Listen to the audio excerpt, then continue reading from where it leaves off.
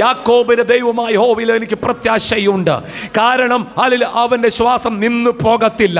അവന്റെ വാക്ക് അവൻ ഉവ്വ് ഉവെന്നും ഇല്ല ഇല്ലെന്നുമാ. അവൻ ഒരു വാഗ്ദത്തം നൽകിയാൽ അത് പൂർത്തീകരിക്കുന്നവനാ. ആമേ സ്തോത്രം. അവൻ നിന്നെ വിടുവിക്കുമെന്ന് പറഞ്ഞാൽ അവൻ ഏത് സാഹചര്യം വന്നാലും വിടുവിച്ചിരിക്കും.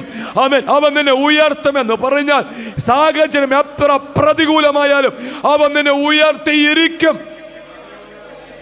കാരണം അവന്റെ വചനം പറയുന്നു, ആകാശവും ഭൂമിയും മാറിപ്പോകും, എന്നാൽ എൻ്റെ വചനങ്ങൾക്ക് എന്തില്ല പ്രിയരേ, അതിൽ മാറ്റമില്ല.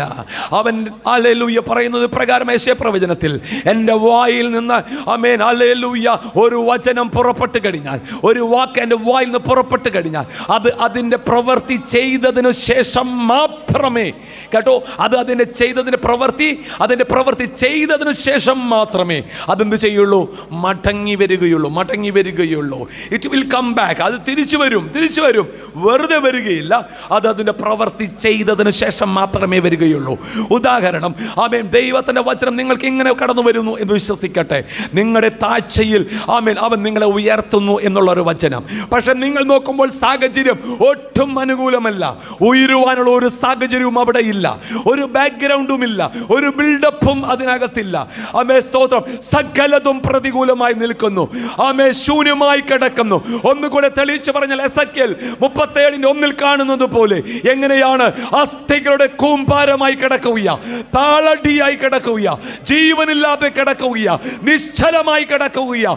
ഡ്രൈ ബോൺസ് മാത്രമേ ഉള്ളൂ. പക്ഷേ ദൈവത്തിന്റെ വചനം പറയുന്നു, ഞാൻ നിന്നെ ഉയർത്തുമെന്ന്. ഇവിടെ ശ്രദ്ധിച്ചു നോക്കണമേ. ഒരു കാറ്റ്, ജീവന്റെ കാറ്റടിച്ചു കഴിഞ്ഞപ്പോൾ അവൻ ഒരു പ്രതീക്ഷയുമില്ലാത്തയിടത്ത് അവന്റെ വായിൽ നിന്ന് വചനം കടന്നു പോയപ്പോൾ ആ വചനം എന്ത് ചെയ്തെന്നറിയാമോ?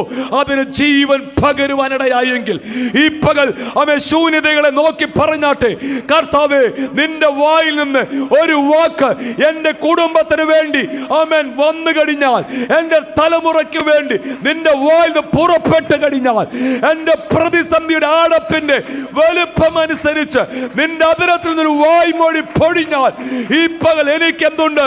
വിടുതലുണ്ട്, എനിക്ക് സൗഖ്യമുണ്ട്, എനിക്ക് ആരോഗ്യമുണ്ട്, എൻ്റെ പ്രതിസന്ധിക്ക് എന്നേക്കുമായൊരു പരിഹാരമുണ്ട്. Glory to God. ഏറ്റെടുക്കുന്നവർ